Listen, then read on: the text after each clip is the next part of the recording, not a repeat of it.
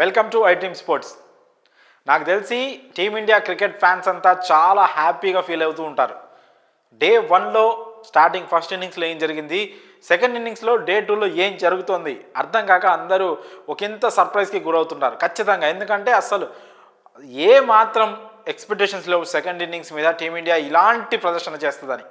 ఏంటండి 172 ఒక్క వికెట్ కూడా కోల్పోకుండా ఫస్ట్ ఇన్నింగ్స్లో కేవలం 150కే ఆల్అవుట్ అయిన టీమిండియా సెకండ్ ఇన్నింగ్స్లో ఒక్క వికెట్ కూడా లాస్ కాకుండా కేవలం ఓపెనర్ ఆడుతూ 172 రన్స్ కొట్టారు. దాదాపు 200+ లీడ్ ఉంది ఇప్పుడు టీమిండియా చేతుల్లో. చాలా అద్భుతంగా ఒక హైలీ చాలా మంచి కంఫర్టబుల్ పొజిషన్లో అయితే టీమిండియా ప్రస్తుతం డే 2 ముగిసే వరకు అయితే ఉంది. మరి ఈ డే 2లో ఏం జరిగింది, ఓపెనర్స్ ఎలా ఆడారు, అంతకంటే ముందు టీమిండియా బౌలర్లు ఆ మిగిలిన ఆస్ట్రేలియా వికెట్లను ఎలా తీసేశారు, ఇలాంటి విషయాన్ని ఇప్పుడు మనం మాట్లాడుకుందాం. మీ అందరికి తెలిసిందే పెత్వేగా జరుగుతున్న ఫస్ట్ టెస్ట్లో టీమిండియా ఫస్ట్ ఇన్నింగ్స్లో 150కి ఆల్అవుట్ అయిపోయింది. ఆ తర్వాత ఫస్ట్ ఇన్నింగ్స్కి దిగిన ఆస్ట్రేలియాను టీమిండియా బౌలర్లు బుమ్రా చాలా అద్భుతంగా బౌలింగ్ చేసి, బుమ్రాతో పాటు సిరాజ్ అలాగే హర్షిత్ రాణా ఈ ముగ్గురు బౌలర్లు డే 1 రోజే ఆస్ట్రేలియాతో ఒక ఆట ఆడుకున్నారు. ఆస్ట్రేలియా బ్యాట్స్మెన్స్తో ఒక ఆట ఆడుకున్నారు. కేవలం 67 పరుగులకే 7 వికెట్లని కూల్చేశారు. అందులో దాదాపు మంచి స్టార్ బ్యాటర్స్ అంతా ఉన్నారు. చివరికి డే 1 ముగిసేసరికి అలెక్స్ క్యారీ అలాగే మిచెల్ స్టార్క్ వీళ్ళిద్దరూ క్రీజ్లో నిలబడ్డారు. ఇక డే 2 స్టార్ట్ అవ్వగానే ఫస్ట్ ఓవర్స్లోనే ఇన్నింగ్ సెకండ్ ఓవర్లోనే బుమ్రా తన ఫస్ట్ బాల్కే అలెక్స్ క్యారీని అయితే అవుట్ చేసేసాడు. సో వెంటనే ఆస్ట్రేలియా 8th వికెట్ కూడా లాస్ అయింది. ఇంకా చూస్తుండగానే ఆస్ట్రేలియా వీలైనంత త్వరగా ఆల్అవుట్ అయిపోయింది, మనకి 60+ రన్స్ లీడ్ వచ్చేలా కనిపించింది.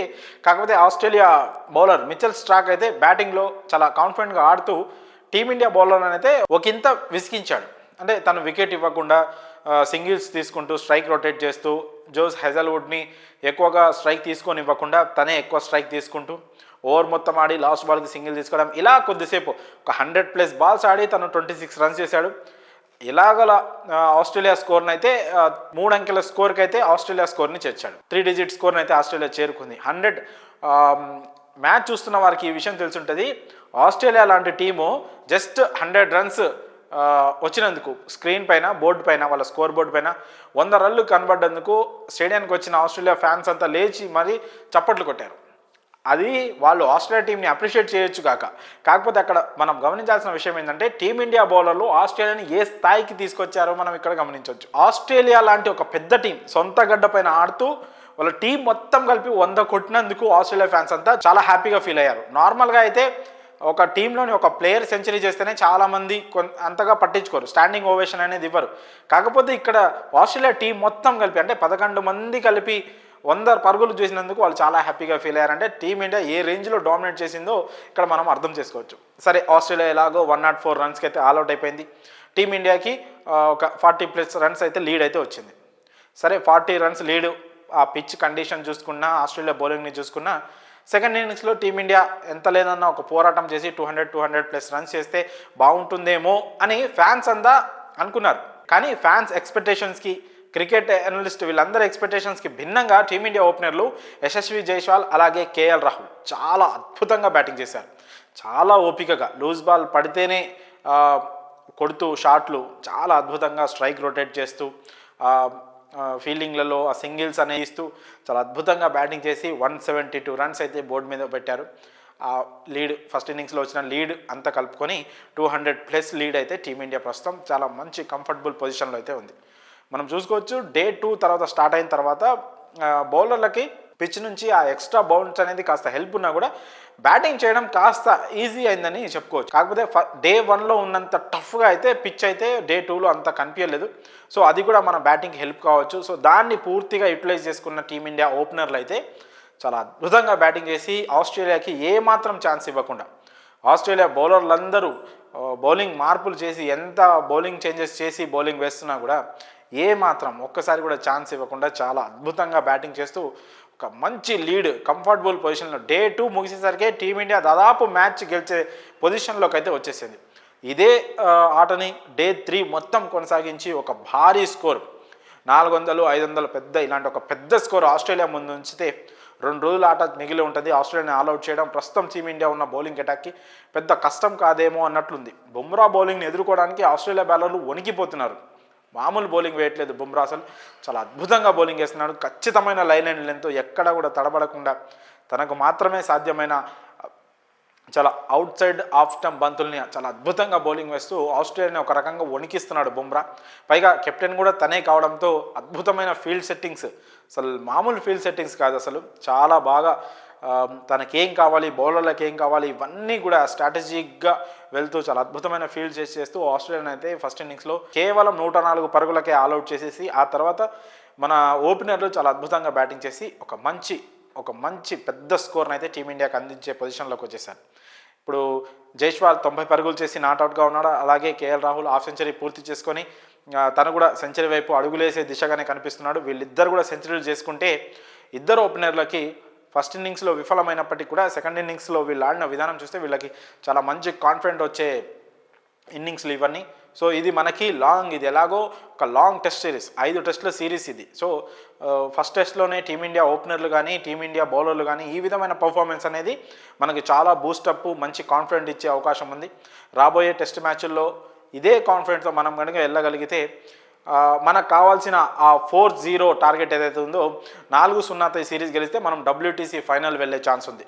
సో మన టార్గెట్ బోర్డర్ గవాస్కర్ ట్రోఫీ గెలవడంతో పాటు WTC ఫైనల్ ఆడడం, ఆ రెండు కూడా ప్రస్తుతం ఉన్న టీం పర్ఫార్మెన్స్ చూస్తుంటే అది పెద్ద కష్టం కాదేమో అనిపించింది. సిరీస్ స్టార్టింగ్ ముందుకు మనం ఎంత భయపడ్డామో, వాంబో ఆస్ట్రేలియాలో 4-0 గెలవడము బోర్డర్ గవాస్కర్ ట్రోఫీ చరిత్రలో ఎప్పుడూ లేదు. అంత తేడాతో మనం ఎప్పుడు గెలిచినా కూడా 2-1తోనే గెలిచాం ఆస్ట్రేలియాలో. సో ఇప్పుడు 3-1తో 3-0తో 4-0తో గెలవడం అనేది దాదాపు అసాధ్యంలాగా అందరూ అనుకున్నారు. కాకపోతే ప్రస్తుతం టీం ఉన్న ఫామ్, టీం పర్ఫార్మెన్స్ చూస్తుంటే మాత్రం చాలా తొందరగా ఆస్ట్రేలియా కండిషన్స్ని మన వాళ్ళు అడాప్ట్ చేసుకొని తొందరగా ఆస్ట్రేలియాలో టీమిండియా ఆడుతుంటే ఆస్ట్రేలియా ఆడుతున్నట్టు ఉంది, అలా ఆడుతుంది టీమిండియా. సో ఒక రకంగా చూసుకుంటే మనం ఆ WTC టార్గెట్ కావచ్చు, బోర్డర్ గవాస్కర్ ట్రోఫీకి కావచ్చు పెద్దగా దూరంలో లేము. ఇదే కాన్ఫిడెంట్తో కనుక వెళ్తే మాత్రం ఇంకా టీమిండియాలో మిగిలి ఉన్నది ఎవరంటే విరాట్ కోహ్లీ ఒక్కడే. తను కూడా ఈ పిచ్ కండిషన్స్ని వీళ్ళని త్వరగా అడాప్ట్ చేసుకొని అలవాటు పడి తను కూడా ఫామ్ని కనుక అందుకుంటే ఈ సెకండ్ ఇన్నింగ్స్లో ఇంకా టీమిండియాకి దాదాపు తిరుగులేదని చెప్పుకోవచ్చు. ఎందుకంటే బౌలింగ్ అటాక్ చాలా అద్భుతంగా సెట్ అయింది. అందరూ చాలా బాగా బౌలింగ్ చేస్తున్నారు. బ్యాట్స్మెన్లో ఇప్పుడు ఓపెనర్లు ఇద్దరు ఫామ్లోకి వచ్చినట్టే కనిపిస్తుంది. వాళ్ళ షాట్ సెలెక్షన్ కానీ వాళ్ళ కాన్ఫిడెంట్ కానీ లెవెల్ అంతా పూర్తిగా మారిపోయింది. ఒకసారి ఏ బ్యాట్స్మెన్కైనా రన్స్ అనేవి వస్తాయి, బ్యాట్ నుంచి కరెక్ట్గా కనెక్ట్ అయ్యి రన్స్ అనేవి వస్తే ఆ కాన్ఫిడెన్స్ లెవెల్, ఆత్మవిశ్వాసం అనేది పూర్తిగా పెరిగిపోయింది, మారిపోయింది. చాలా కాన్ఫిడెంట్గా అయితే బ్యాటింగ్ చేస్తారు. అలాంటి కాన్ఫిడెంట్ ప్రస్తుతం విరాట్ కోహ్లీకి అవసరం. సరే, విరాట్ కోహ్లీ లాంటి ఒక దిగ్గజ ప్లేయర్కి కొత్తగా కాన్ఫిడెంట్ అవసరమా అంటే అవసరం లేదు. కాకపోతే రన్స్ వస్తే మాత్రం Virat Kohli next level player. పైగా ఆస్ట్రేలియాపై తనకు చాలా మంచి రికార్డు ఉంది. అదే రికార్డుని కంటిన్యూ చేయాలి నెక్స్ట్ వచ్చే ఇన్నింగ్స్లో కానీ నెక్స్ట్ వచ్చే మ్యాచ్లో కానీ. ఒక్క విరాట్ కోహ్లీ సెట్ అయిపోతే మిడిల్ ఆర్డర్కి వచ్చే బలము, ఆ స్ట్రెంగ్త్ అనేది నెక్స్ట్ లెవెల్లో ఉంటుంది. సో విరాట్ కోహ్లీ ఒక్కడు సెట్ అవ్వాలి, ఓపెనర్లు దాదాపు సెట్ అయిపోయినట్టే. టీమిండియా చాలా కంఫర్టబుల్ పొజిషన్లో ఉంది. అయితే ఓపెనర్లు ఆడిన విధానం చూసి డే 2లో విరాట్ కోహ్లీ లాంటి ఒక దిగ్గజ ప్లేయర్ వాళ్ళు మ్యాచ్ అయిపోయిన తర్వాత గ్రౌండ్లోకి జస్ట్ బ్యాట్ పట్టుకొని అలా ప్రాక్టీస్ చేయడానికి వచ్చిన విరాట్ కోహ్లీ నిలబడి ఓపెనర్లు ఇద్దరికి జైస్వాల్ అలాగే కేఎల్ రాహుల్కి సెల్యూట్ చేశాడంటే మనం వాళ్ళిద్దరు ఇన్నింగ్స్ ఇంపార్టెన్స్ని మనం ఇక్కడ గుర్తించవచ్చు. విరాట్ కోహ్లీ లాంటి ప్లేయర్ సెల్యూట్ చేశాడంటే ఎంత గొప్ప ఇన్నింగ్స్లో అయి ఉంటుంది. పైగా టీంని ఒక్కసారిగా ఫస్ట్ ఇన్నింగ్స్లో 150కి ఆల్అవుట్ అయిన టీం సెకండ్ ఇన్నింగ్స్లో మ్యాచ్ని శాసించే పొజిషన్లో నిలబెట్టిందంటే దానికి కారణం ఓపెనర్లు ఇద్దరు చాలా అద్భుతంగా బ్యాటింగ్ చేయడమే. సో అందుకే విరాట్ కోహ్లీ కూడా వాళ్ళ గొప్పతనాన్ని, వాళ్ళ ఇన్నింగ్స్ యొక్క గొప్పతనాన్ని గుర్తించి సెల్యూట్తో వాళ్ళకి గౌరవించాడని చెప్పుకోవచ్చు. వాళ్ళ అభినందన అదంతా వాళ్ళకి అప్రిషియేట్ అనేది తన సెల్యూట్ రూపంలో ఇచ్చాడు. అలాగే స్టేడియంలోని ప్రేక్షకులంతా స్టాండింగ్ ఓవేషన్ ఇచ్చి చప్పట్లతో ఇద్దరు ఓపెనర్లని చాలా బాగా అభినందించారు. సో ఓవరాల్గా చూసుకుంటే టీమిండియా డే 2లో అద్దరగొట్టిందని చెప్పాలి. చాలామంది ఫ్యాన్స్ అయితే అసలు ఏం జరుగుతుందో అర్థం కావట్లేదు, మనం భయపడింది ఏంటి, అక్కడ జరుగుతుంది ఏంది, అవునా ఇదంతా నిజమేనా అనే ఆశ్చర్యం, ఒక విధమైన సర్ప్రైజ్లో ఉన్నారు. సో ఇదే సర్ప్రైజు ఇంకా హ్యాపీనెస్గా మారాలంటే టీమిండియా ఒక పెద్ద టార్గెట్ని ఆస్ట్రేలియా ముందుంచి సెకండ్ ఇన్నింగ్స్లో వాళ్ళని ఆ టార్గెట్ చేయకుండా ఆల్అౌట్ చేయగలిగితే ఫస్ట్ టెస్ట్ మనం గెలిచి ఈ బోర్డర్ గవాస్కర్ ట్రోఫీని అయితే విజయంతో ప్రారంభించే ఒక అద్భుతమైన అవకాశం మనకు వచ్చినట్టే అనుకోవచ్చు. సో విన్నింగ్తో ఏ టెస్ట్ సిరీస్ అయినా ప్రారంభం అయితే, పైగా మనం భయపడుతూ మొదలుపెట్టిన ఈ టెస్ట్ సిరీస్ కనుక మనం విజయంతో ప్రారంభించగలిగితే ఇంకా దానికి మించి కాన్ఫిడెంట్ కానీ దానికి మించిన మంచి స్టార్ట్ కానీ మనకి ఏది ఉండదు. So hope for the good team India first test గెలిచి అలాగే మిగతా మ్యాచ్లు కూడా గెలవాలని ఆశిద్దాం. ప్రస్తుతం జైస్వాల్ అలాగే కేఎల్ రాహుల్ వీళ్ళిద్దరి ఇన్నింగ్స్పై మీ అభిప్రాయాలను కామెంట్స్ రూపంలో తెలియజేయండి.